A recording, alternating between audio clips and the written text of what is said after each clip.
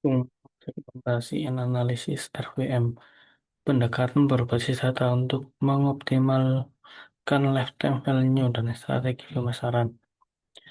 Definisi dan tujuan segmentation yaitu yang pertama kan consumer segmentation adalah proses sistematis membagi basis pelanggan ke dalam kelompok individu dengan karakteristik perilaku dan nilai sempurna. Relevansi komunikasi untuk menyampaikan pesan pemasaran. Kemudian optimasi sumber daya untuk mengalokasikan anggaran promosi secara efisien. Kemudian memaksimalkan CLF yaitu untuk meningkatkan consumer lifetime value dengan strategi retensi yang tepat. Kategori klasifikasi yang pertama superstar dan golden. Superstar yaitu untuk loyalitas tertinggi, frekuensi tinggi, dan nilai transaksi besar. Sedangkan golden untuk nilai transaksi tinggi dan frekuensi konsisten untuk target retensi.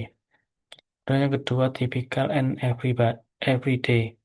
Tipikal transaksi rata-rata berpotensi ditingkatkan jadi loyal. Everyday shopper yaitu nilai rendah sampai sedang, namun tren transaksi meningkat. Yang ketiga, okasional dan dorman. Oksa- Okasional yaitu pembelian tidak rutin dengan nilai relatif rendah, sedangkan dorman sudah tidak aktif lama. Target utama reaktivasi.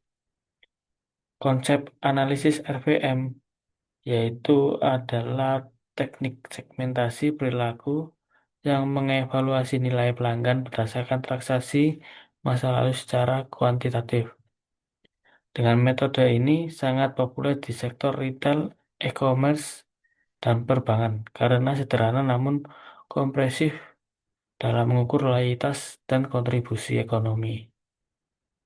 Tiga pilar utama model RVM. Yang pertama adalah kebaruan untuk mengukur seberapa lama waktu yang telah berlalu sejak transaksi terakhir pelanggan. Kemudian frekuensi untuk mengukur seberapa sering pelanggan melakukan transaksi dalam periode tertentu.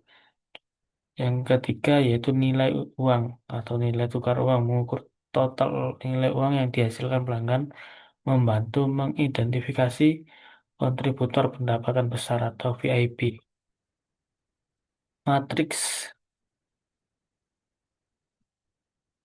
matriks segmentasi. Yang pertama Campions dengan profil RPM 555,554. Karakteristik pelanggan yaitu belanja baru-baru ini sangat sering dan bernilai tinggi. Sedangkan strategi pemasarannya yaitu program loyalitas eksklusif dan early access produk baru. Kemudian loyal consumer dengan karakteristik pelanggan sering belanja dan responsif terhadap promosi. Strategi pemasarannya yaitu program upselling dan ajakan ulasan atau testimoni. Kemudian Atrix dengan karakteristik pelanggan dulu sering belanja namun sudah lama tidak kembali. Strategi pemasaran email personal, kami rindu Anda, contohnya seperti itu dan diskon reaktivitas. Kemudian new consumer, karakteristiknya yaitu baru pertama kali melakukan transaksi, Sek- strategi pemasarannya yaitu onboarding yang ramah dan voucher untuk pembelian kedua.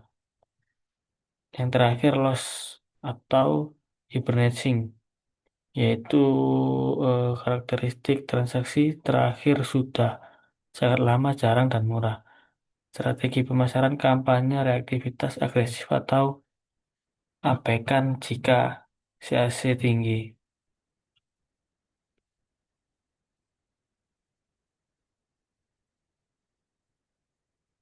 Keunggulan dan limitasi model FPM. Keunggulan secara objektif berdasarkan data transaksi real tanpa berasumsi. Secara sederhana, mudah dipahami, dan dijelaskan kepada manajemen tanpa algoritma. Prediktif, yaitu efektif memprediksi kecenderungan perilaku belanja di masa depan. Sedangkan limitasi, yaitu berfokus pada histori, hanya melihat masa lalu, tidak memperhitungkan tren pasar. Dengan variabel terbatas, tidak mencakup faktor demografis, usia, lokasi, atau preferensi produk secara mendalam.